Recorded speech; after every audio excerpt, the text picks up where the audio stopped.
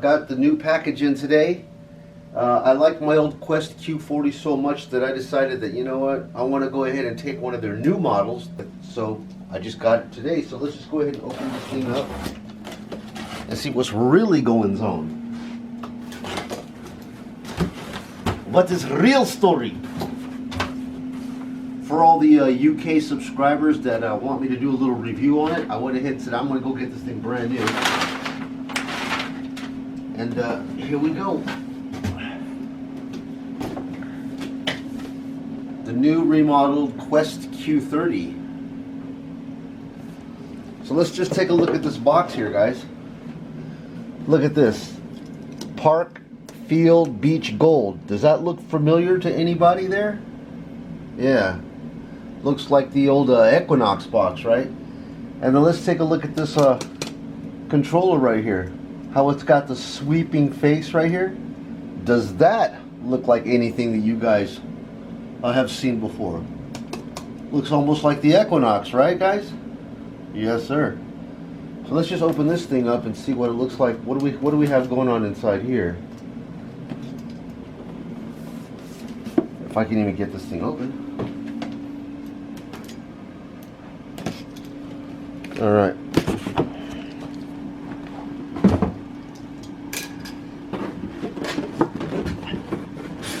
I have to admit, they done better with their box, because the old one that they came out with only had an orange, just an old orange little box. And all the seals are still on it, guys, so I haven't even opened this thing yet. Let's see what we got.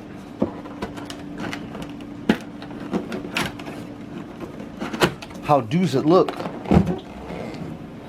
And there you have it.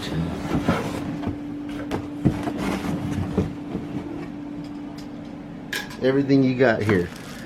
Headphone situation, coil, and here's the box. And normally with this box you would have to build it. But here you don't have to build nothing, because it's all in one. Pretty dope, if I do say so myself. Now the thing that's nice about this here, guys, is that you see how the shaft is all telescopic. I believe all the modern shafts should have this telescopic situation. But check out how this armrest here is, right? The thing that's nice about this here, man, is that you pull this thing down, this thing can slide forward too. Just like that. Huh? What an awesome little design for you. The sliding arm, like it about like that. Adjust it how you will. Lock that in place, and then you've got these three guys here. You know, there you go. Look at the interface of the Quest Q30 for those of you that are interested. We'll cut the power on here, center button. It'll do its general boot up. And as you can see, it's a pretty simple layout. Looks very much like the Nox in a lot of ways. We're going to use some chopstick action here.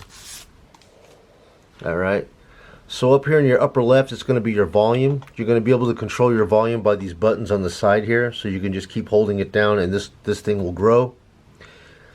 Okay. And then let's see what the loudest is. Pretty loud. And then of course all the way down it'll just go into a vibrate mode. Yeah, well the handle will just start to vibrate. Nice, so vibrate option on there. So we'll cut this thing back up here till we have some volume. Alright, and below this thing right here you're gonna have your battery indicator. We're gonna have our modes right here. Now the way you switch modes is you just hold the ground balance down and shift it. So we have park mode, field mode, beach mode 1, which is wet sand, beach mode 2 for salt water, gold prospecting mode 1, and gold prospecting mode 2, and we're back to park again, which is where I normally will stay.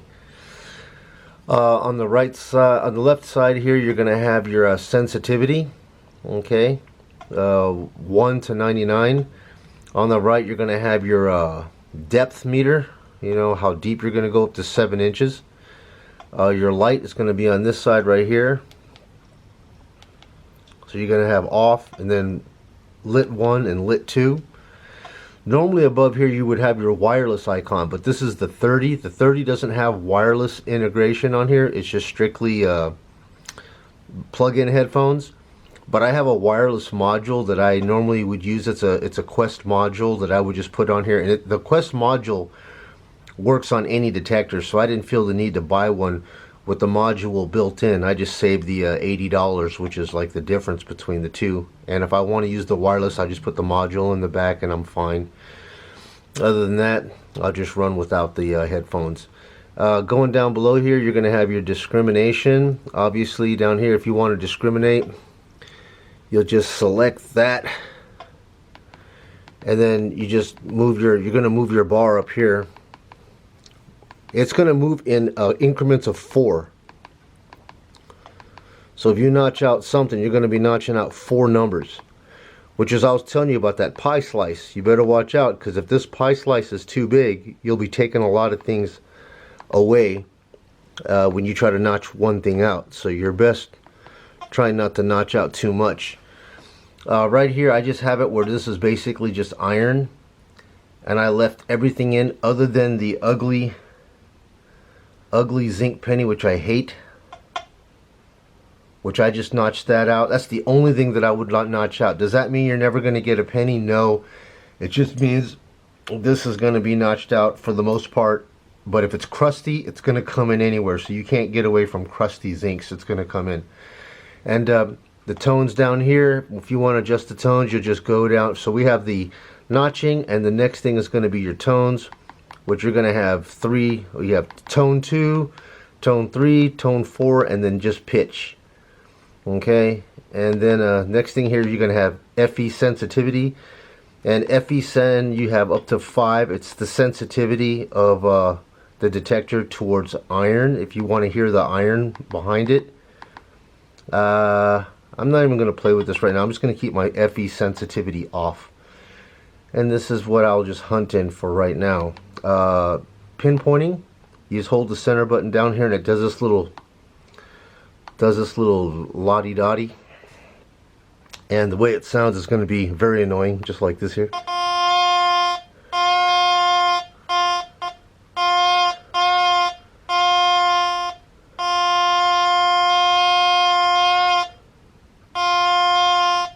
Alright, so pinpointing, and that's about it, man. It's a pretty basic menu, man. I mean, it's point and shoot.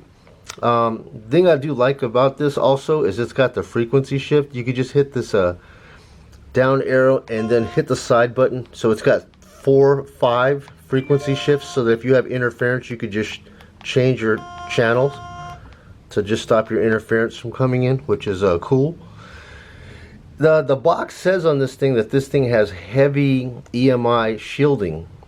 I don't notice that right now. It actually seems a little bit more sparky than my 40, but I won't know until I actually get it out, you know, into a park and see what it can actually do. And I've got it in what? I've got it in 4 tones right now. So let's just see what some of these things sound like. Let's start with the a penny, regular copper penny. 78, kind of a medium tone. Then we'll go with a dime. So of course, like all detectors, the dime and the copper penny both sound the same and they give off the same BDI. Let's go with the nickel. On my Q40, the nickel comes in at 57. On the Q30, it comes in at 30.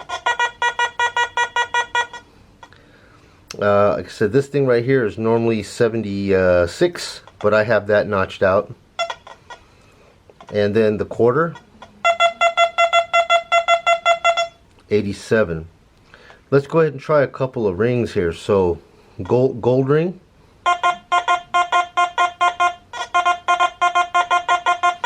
So I guess on this detector, my sweet number on this is going to be 29. A notch under the nick. Even a slightly different tone too. Yep. And then we got like a small piece of silver. 73. And then we have a honking big piece of silver.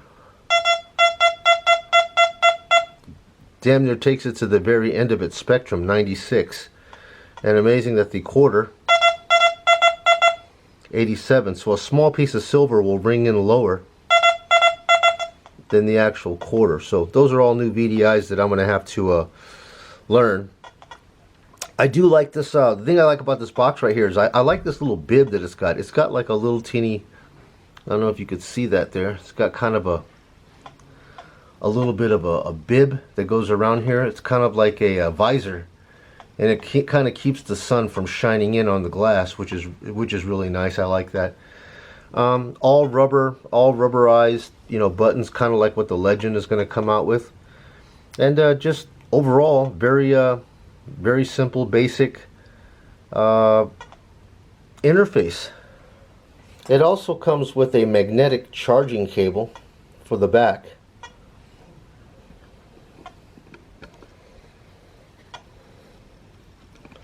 So if you take a look at that,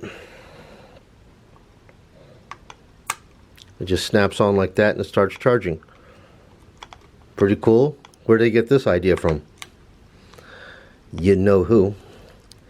And also down here on the back you're looking at, this is for the actual, that's for the actual headphones. Right inside there. And it tends to have the waterproof little knobby here that you just screw in. Speaker. New type of a housing here with this little grippage going on both sides. That's about it, man. Pretty simple detector, man. Does have this pretty unique little arm cuff right here that you can actually put your pinpointer holder in right here and stick your pinpointer in. I've seen guys doing that. I probably won't be doing anything like that. Don't mind this. My wife decided to leave the iron on here and burn up my table. That's what wives do. The biggest thing that they give you on the Q30 are these headphones right here. These look like old 99-cent store specials. Nothing special to it at all, just flimsy blah. But it didn't really matter because I have one of these module situations that I bought from Detectors a long time ago, and it comes with the wireless module that you would just attach around the pole with this little band around the shaft. And it's universal, so you could use this thing with any detector that has a 3.5 millimeter jack. And then it has these wireless headphones right here that are pretty cool. It's got the on-off buttons on the bottom. Yeah, all of the features are right here. On-off buttons on the bottom. It'll automatically pair to the module. Just plug the module into the back of the detector. Yeah, this thing goes back in there, and you're wireless. So I didn't feel a need to actually have to buy a wireless, being that I have this crap and I'm like, I never use it anyways. So yeah, if I need wireless, just go with the module. It did actually come with one of these, man, which is really nice to see, because even the more expensive detectors, man, they don't even bother to give you this. You know, a little, this doesn't cost them nothing, but they at least included this with it. And you know, taking a look at their new catalog, they got a nice little catalog situation going here. You know, nice colorful catalog. Let's flip this thing around. Yeah, pretty good layout here, showing the Q30, the Q30 Plus, and the only difference between the 30 and the 30 Plus is here, 30 Plus, 30, and the only difference between the two is just the headphones. Dan Kingclad was saying that he was looking at the Q60. It looks almost identical to the 30's layout. The Q60, only difference that I see here is that they're talking about the multi-frequency. Yeah, multi-frequency. And it says here that this thing, the 60, will use 5, 14, and 21 kilohertz, and you could switch to those manually if you wanted to do that.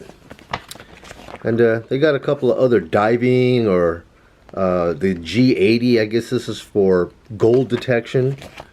You know, more gold detection on the G80. The G10. They show a little a blow up diagram here of what it looks like if this thing was to come apart. You can see the battery is integrated right here into the back of the board, which I don't know if I like that too much, but don't know if this thing can come off and you just flick the ribbon off. I hope I don't have to deal with that, whatever. They do have a whole variety of coils. The only thing that sucks about this is that this Turbo D coil, I have it both for my the G40 and my G30, but they're not interchangeable because the frequencies between the two are different.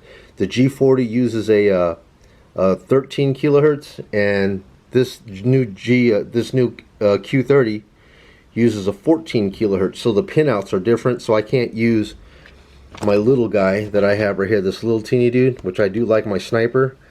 These two came with the Q40, but on the Q30 I only got that. So kind of a bummer. I was hoping there would be something different. Looks like it says no falsing PI, man. They got pulse induction pointers here. They do make some diving stuff. I looked at this thing. This thing looks pretty cool, but I have so many pointers right now. I don't have to worry about this X Pointer Max. It looks kind of cool. Whatever. I ordered this thing, and I the day that I got it, it was terrible.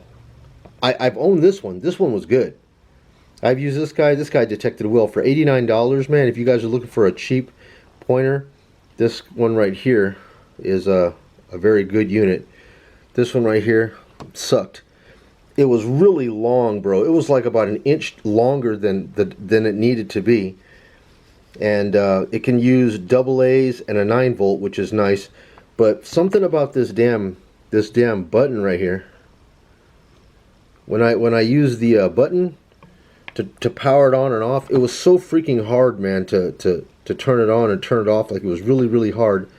And it's supposed to be one button, one press turn on, one press to turn off. But it was one press to turn on, and you had to hold this damn thing to turn it off, and sometimes it wouldn't even turn off. So I just sent that thing back right away. I was like, nah, I can't be dealing with that kind of headache where the thing doesn't want to shut off when I'm out there at the park. So yeah, they're showing here, you know, a couple of the modules, like the one that I have. I told you here, mine doesn't have that digital thing on it, but I don't care. And yeah, a little setup right here. So this is like a universal wire-free light that you could put on to anything. And they got these heavy-duty headphones if you like that, whatever. And even some waterproof ones for diving, because they say this unit can dive up to 10 feet or whatever. And other things from the catalog. So I mean, a pretty well laid out catalog from this company right here, Quest. Now, according to the box here, it says North and South America. So it's got right there, we have Irvine, California as being where they're located and where the repair facility is going to be here in the US. And then they've got, you know, in Europe they've got Germany, got their own place, and then in Russia they got their own place. So 3 different repair places around the world, but for us here in the US it's just going to be Irvine, California. And dude, that's just a basic little look at this Quest Q40, man. I mean, it looks like they got a lot of their ideas here. If you take a look at this from the box of the Minelab, and this thing looks a lot like the Minelab too. And I'm just going to review this and see how it performs, man. I mean, if the EMI is too ridiculous, the EMI on the 40 can get ridiculous, but if this thing right here, it definitely says right here, high resistant to EMI. Well, that's to be determined. You know, intuitive user interface, fast responsive target ID. Oh, and it's got this thing too that's pretty cool. It says Quest Go. It's got this application on the Quest Go, which is something like this. It looks like you could use the your phone if you download the Quest Go app, and it'll GPS track wherever you are at a park, so you can see where you've been. I don't know how accurate that is. I've never used it, never felt the need to, but yeah. So it's got that app. You just scan this thing in and you get the app on your phone and start using it. So anyways, guys, that's the wrap up on this dude right here, old Quest action. And we'll go ahead and get this thing out here at the park and use it a little bit and see if it's any good. And if it is, I'll let you guys know. And if it ain't, well, then it's got to go. Right on, right on. Joey, Vegas D-Tech. Thank you guys. I'll see you guys in the next video. Take it easy.